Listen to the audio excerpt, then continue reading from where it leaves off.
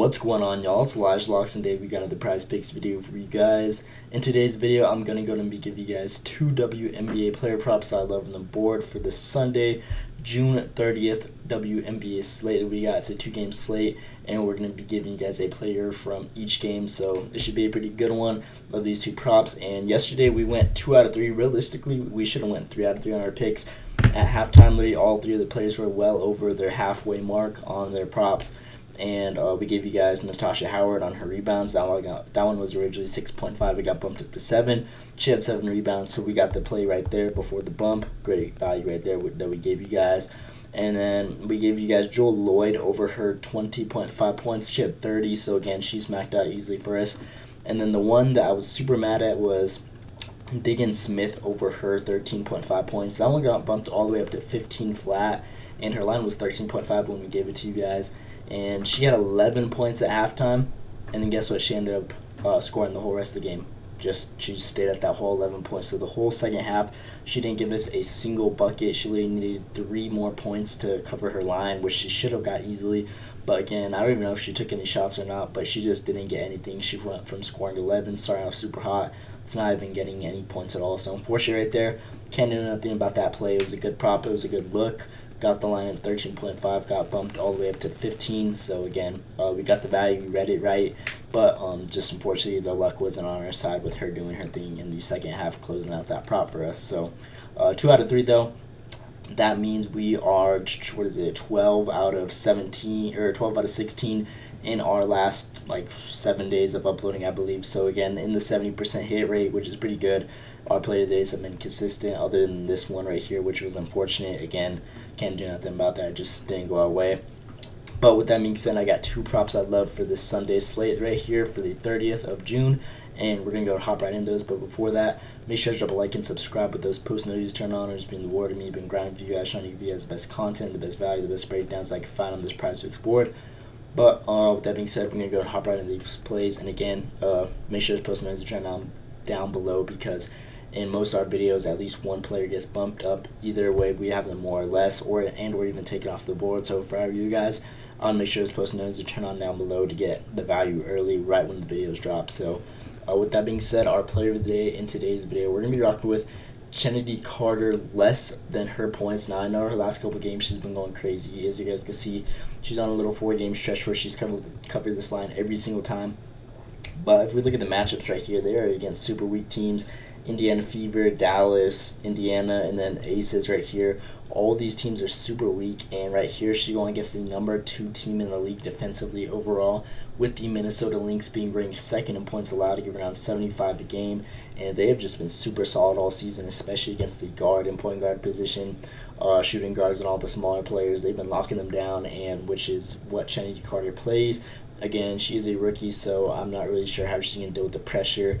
A lot of the early games on in the season, like the Liberty, Connecticut, she really struggled in these matchups. Again, Connecticut is the number 1 team defensively. This is the number 2 team defensively.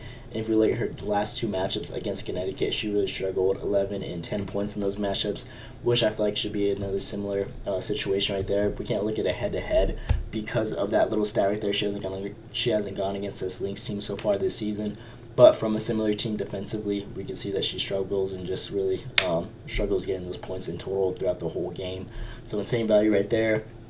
A little insight right here is Chennedy Carter has failed to exceed 16.5 points in 5 straight games for his top 5 defenses for points allowed, averaging 10 against those top 5 teams being ranked on giving up points. So again, in those 5 straight games, she has failed to cover this line, averaging just 10 points, which is insane value. So although her little 4 straight streak right here looks very questionable for going under on her play, again, this little insight right here, whenever she faces tough defensive teams, she has struggled in 5 straight games. So that just shows that these recent games has been against weak competition. So I know a lot of people are on this prize picks board. They're looking at Chennedy Carter right here. They're like, ooh, look at, even she only got hooked by 0.5. It would have been 5 straight. And they're wanting to take the over. But no, if you look at these matchups and whatnot, they're just been super weak teams defensively. And now, again, she's going against a strong team defensively, which she has struggled with all season in the past. And another statistic, her line is 16.5 on the whole season. She's only averaging 11 shot attempts a game, so 16.5 and taking 11 shots is kind of a high number as well. Even if she makes half of those, she's barely going to be at that 17 line. So again, especially with this team making it tough on her to grab each bucket that she could put up, that should just be more value for this play to go under. And I expect this one to get bumped down to like 16 or even 15.5. Again, this line is very elevated right now at the moment. I remember at the beginning of the season and whatnot, her line was like 15.5 or even lower, like 12.5, 13.5, like anywhere below there. This is the highest I've seen her play all season on her points line at 16.5. So again, insane value. She's only gone over this line 38% of the time. So 6 out of 16 games she's gone over this line, which is pretty low value overall. So we're going to be rocking with the under on this play. I feel like it is a great play. She should really just go out there and struggle in this matchup, and the Lynx should be able to lock her up. Not really much else to break down right here other than, again, what I just stated. So player of the day, if you guys are going to take anything from this video, I'd recommend Chennedy Carter, less than her 16.5 points. Love this play right here, and should just be a really struggle for her in my opinion. So that is a great play right there. And then the player that we're going to be pairing with, it's a 1 o'clock game as well, or for me at least 1 p.m. game. We're going to be looking at a first half play. Britney Griner over her 9.5 first half points. Now I know we took her in this Los Angeles Sparks game where she kind of struggled. She was taking a lot of shots. She only shot like 50% in the first quarter. She should have made 2 more buckets where she would have covered this line for her, but unfortunately she did not. But this Indiana Fever team, their worst ranked rating overall in the whole league, averaging 88 points to opposing teams on average, letting them score. So again, being ranked 12th worst in the whole WNBA, which is insane value. Especially Britney Griner, they don't really have no bigs down below to hold her in the paint. We've seen bigs all season just tear up this Fever team defensively, and I feel like she should be able to just go down there and score buckets. Now I was looking at her 19.5 in total play compared to this first half play. It's basically the same thing, just a lot more upside on this 9.5 first half play, because a lot more games she's been able to cover early on in the game, just starting off the game hot. So again, either or, it's like pretty much a guarantee. If she scores 9.5 in the first half, she probably will end up scoring her 19.5 original line on her just full game number that she got right there. But this Indiana Fever team has been in a lot of blowout games, so I was kind of sticking away from that. And overall, more games than what she's hit on the 19.5 in total. She just had more success in this first half alone. So we're going to be rocking with that on the whole season. She's a little over 50% on covering this line. 4 out of 7 games she has gone over 9.5 points. And again, she was coming off of, I'm not sure what she was on. I still haven't researched that. But she's also only started playing recently, ever since the 7th of June. So she's been getting a lot of minutes in the first half. As you guys can see, she's been averaging 15 minutes in the first half, which is an insane value, especially with there only being 20 minutes in total with the WNBA minutes-wise, 10-minute quarters each session. And in the past, she has seen insane value against this Indiana Fever team. As you guys can see, her last 2 head-to-heads against them, she dropped 14 and 15 first-half points, along with under her average first-half minutes that she is playing, 14 and 13 first-half minutes, compared to the average that she's receiving now. As you guys can see, 17 right there, 15. So if we see those increase in minutes, that's just an even higher ceiling for her to be able to bang out this line.